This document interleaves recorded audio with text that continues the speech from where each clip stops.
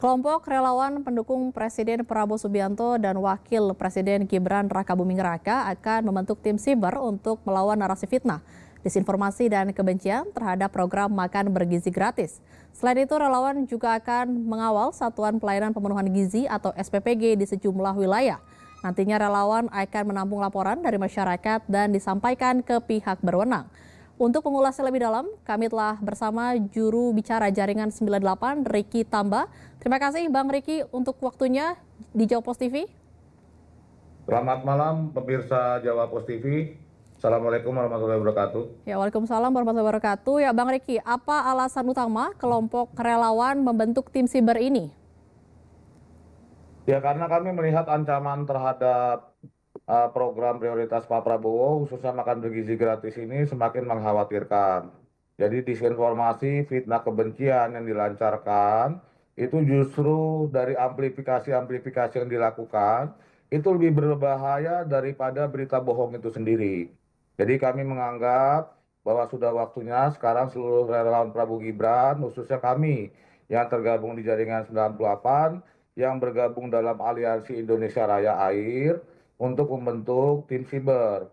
Tugasnya untuk patroli, melakukan kontra narasi, sampai kami akan menerima laporan-laporan masyarakat terhadap problem-problem yang menimpa SPPG-SPPG di daerah-daerah, juga termasuk bagaimana kita menyukseskan mengawal program Pak Prabowo ini agar target 82,9 juta penerima manfaat makan bergizi gratis serta sekitar 30.000 dapur SPPG MBG akan terrealisasi di akhir 2025 ini.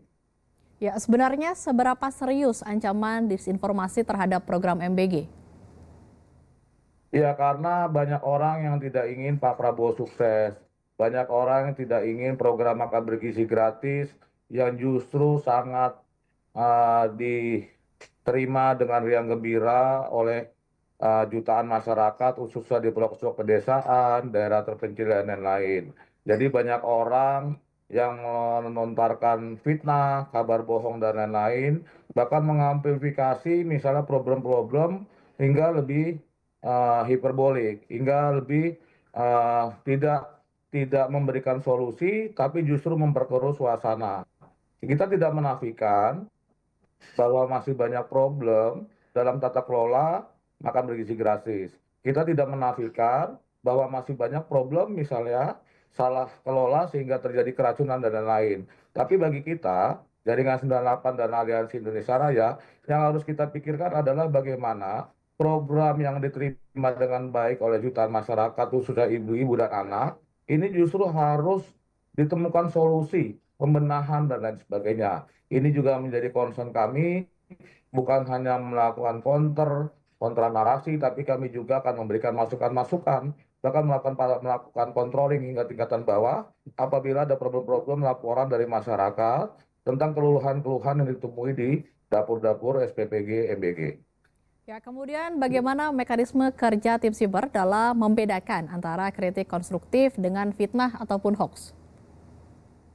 Ya, kami kan sudah lama ya mengetahui tentang algoritma medsos, tentang clickbait dan lain sebagainya. Juga kami paham tentang permainan di dunia medsos yang kerap kali melakukan spinning, melakukan pemutarbalikan fakta, melakukan fitnah dan lain sebagainya. Nanti kami akan melakukan patroli di media sosial. Kami juga akan melakukan kontra narasi, bukan hanya melakukan kontra yang dalam bentuk uh, uh, menanggapi langsung konten-konten yang disinformasi fitnah kebencian, tapi kami akan mengerahkan influencer-influencer yang organik, yang berasal dari teman-teman relawan untuk membantu SPPG-SPPG untuk tiap hari membuat konten-konten yang positif, misalnya tentang respon dari siswa pelajar, misalnya tentang kegembiraan ibu-ibu, misalnya tentang rasa bersyukur dari para pekerja yang diterima menjadi pekerja di tiap dapur SPPG MBG. Jadi ini salah satu yang akan kami kerjakan, bukan hanya mengkontrol langsung, tapi kami akan melakukan serangkaian kegiatan untuk membuat konten-konten positif.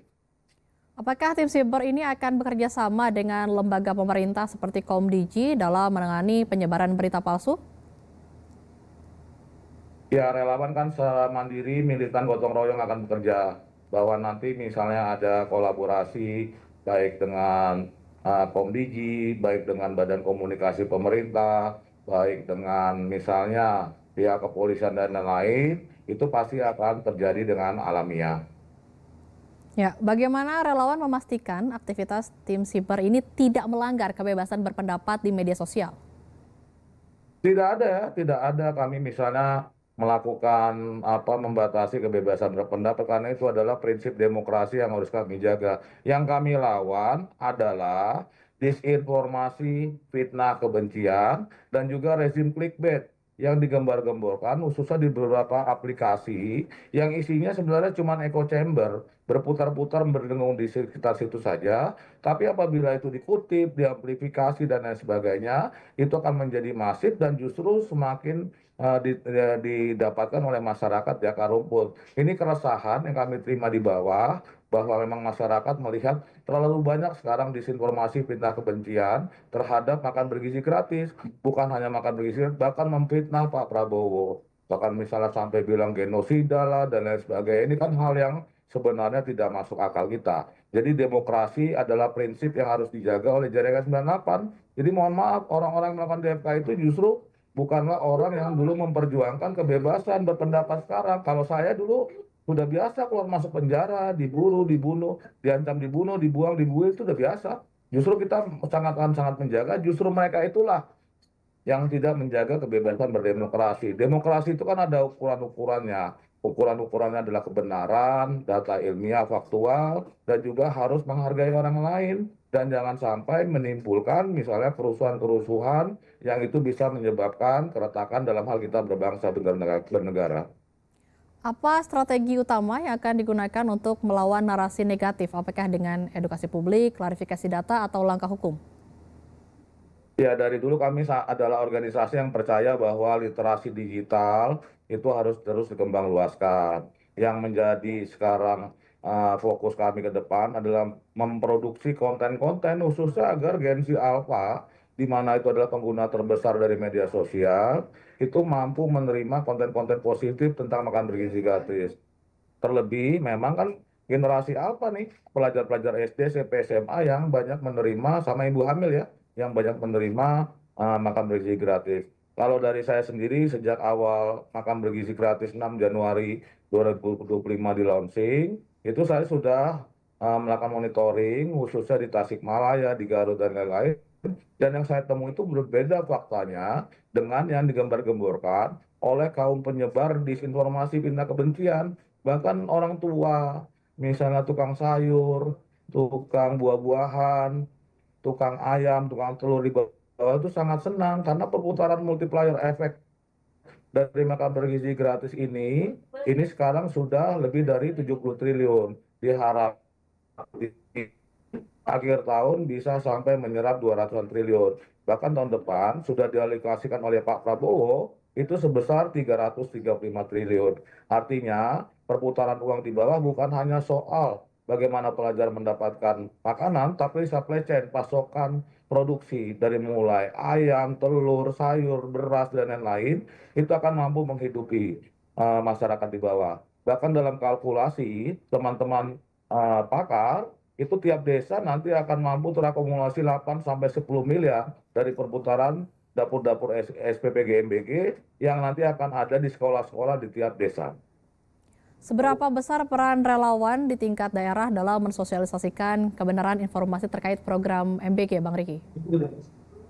Ya, kalau namanya relawan kan kita bekerja dengan swadaya. Kita tidak bekerja berdasarkan perintah. Tapi kami kemarin karena resah, kami datang ke Kepala Badan Gizi Nasional Prof. Dadan Indayana dan ditemukan semacam mutual agreement bahwa teman-teman relawan minta maaf kalau terlambat mengawal program makan bergizi gratis.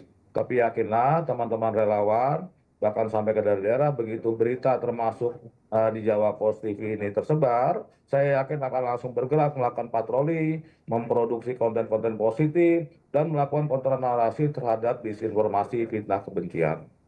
Ya, terima kasih telah bergabung bersama Jopos TV, juru bicara Jaringan 98 Ricky Tambak.